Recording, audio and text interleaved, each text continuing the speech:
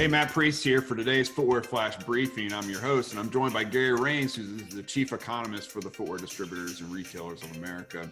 Gary, we had some numbers come out today on the broader retail sector. Not pretty. What do they tell us about what's going on right now for consumers in this country? Yeah, really not pretty at all. We saw that total retail sales in the United States declined 6.2% in March from a year earlier. Shoe store sales reporting is lagged a month, so we only have the February numbers so far, but even the February numbers showed a 1.4% decline in shoe store sales. But I believe looking at sales of clothing and clothing accessory stores, which are reported through March, that had shown a steep 50% decline year over year. I think the writing is really on the wall. We're going to see a commensurate decline in shoe store sales next month. So even though there's a lag in what we're seeing on the shoe store sales side, and we won't have those numbers for March until next month, you have some confidence in the numbers that you're seeing on the apparel and accessory side. Am I right? We do.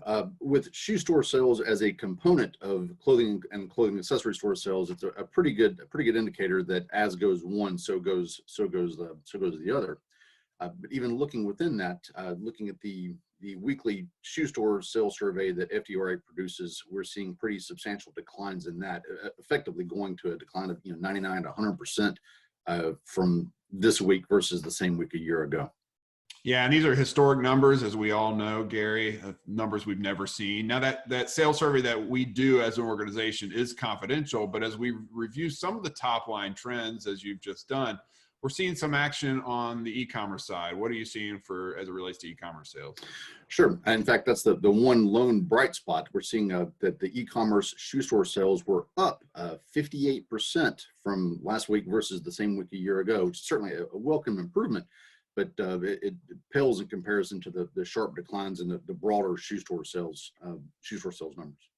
And as we've talked about on this program and other FDRA events and calls, the price to fulfill an e-commerce order for footwear is so much higher as it relates to fulfilling an order for those same pairs of shoes at a brick and mortar retail location, because you have to build in free shipping to the costs, you have to build in free returns. And so the margins are tighter. And so even though we are selling more shoes online this year in comparison to the same week last year, which shouldn't be a surprise, by no means is that enough to make up. In fact, we would need 8, 9, 10 times more in sales of e-commerce product for footwear just to make up brick and mortar losses. Am I right? Absolutely. Even with that 58% increase, the e-commerce sales of footwear is about 11% of total shoe store sales. So yeah, even with a 58% increase, it still pales in comparison to such a steep discount in a much larger market for total shoe store sales. So with these kind of numbers, it should come as no surprise that we are antsy to get stores open once our leadership, both at the state level and the federal level, give us the go-ahead. And so to get away from these numbers of 99 and 100% declines is what we're trying to do. Folks, we want you to stay engaged and informed as you make your way through this crisis. We're here with you in support of you.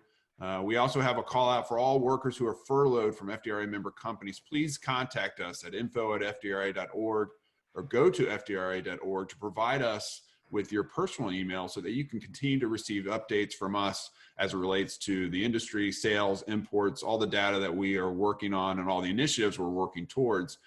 So that even though you're away from your job, your day job, you're not away from the information flow. So until the next briefing, Gary, thanks for joining us, and we'll see you next time.